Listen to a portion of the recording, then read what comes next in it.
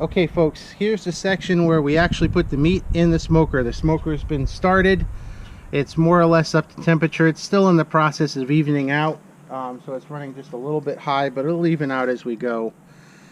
I said before when I opened the video that I got the idea, or the process rather, of how to make this kind of pastrami from corned beef from a YouTube producer called Cooking with Rye. And again, I used his recipe, but I used my corned beef to make it. So this is corned beef that I brined on my own. This is the point cut. I had a few strange stray pieces that came out like tentacles. That it's just a process of me not really knowing how to butcher meat and doing the best I could. I kind of folded them back on themselves and skewered them here with some bamboo skewers to make kind of one mass of meat, as opposed to having these little thin pieces that will burn and a big thick piece up here. I've rubbed it with a mixture of garlic powder, granulated garlic, ground coriander, crushed black pepper, and crushed red pepper, or ground black pepper and crushed red pepper. Went a little heavy on the red pepper this time, kind of like that last time. We'll see. I only had, I don't know, 45 minutes or an hour to soak this, so it's entirely possible that this could be way too salty from having come directly out of the brine, only been soaked for 45 minutes and then going back in. On the other hand, it might not be that bad because it's home brined, and it may not be nearly as salty as a commercial piece of meat. So I'm hoping for the latter, but we never know what we're going to get. So here we go, going on to the smoke. Hey there folks, I think you can kind of at the top of the frame see the chimney. Chimney's putting out nice clear smoke. Man, I love this maple, and maple is, from what I understand, one of the traditional woods used to smoke pastrami. So yay. The last time I did this, I was mixing it about 50-50 with white oak. I don't have any of the white oak left, so I'm just going to do this round with maple and see how it turns out. I'm going to open my smoker up, and I'm almost positive that my my temperature is going to go off. I just had the door open for a little while here in order to put the pastrami in, and it's hovering right around the temperature where my alarm goes off, so pardon me if it does. Food temperature right now is at 52 degrees, so that's been out of the cold brine water for quite a while, and the cook chamber right now is at 224. So let me open it before the alarm goes off. So what you can see inside, hopefully, is on top shelf here I got my pastrami, and down below I have a pan to catch any of the drippings from it, and I'm hoping to put all of that stuff in to steam it towards the end a little bit, because that's the traditional way of doing this, is to smoke it and then finish it by steaming it. And I'm not sure how much I'm going to steam it, or we'll see, but I have to still figure out the mechanics of doing that inside the smoker or the oven.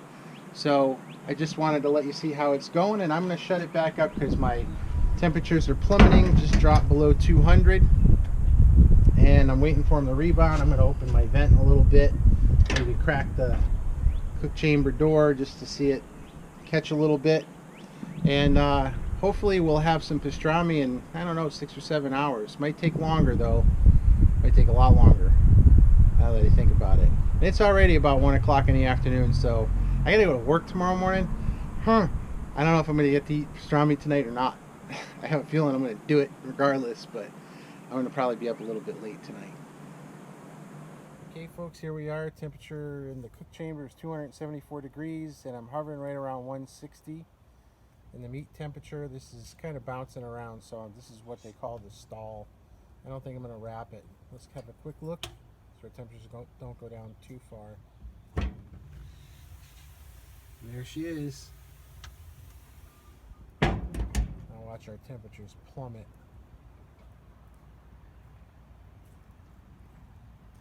There we go. We're going to ride it all the way down to about 230, 225 degrees. Maybe not. Cool. You know, up until just now I realized that all my life I've loved fires. I love building fires and watching fires, but they always didn't have a purpose, or the purpose was to make the fire bigger until somebody forced me to stop. Usually somebody's mother or wife complaining that, you know, massive property damage was imminent. Never happened though. But now that I've got a stick burner, I realize that I do have a purpose. And that purpose is not to build the biggest fire, but the purpose is to build the right size fire. And then use that fire to make pastrami, corned beef.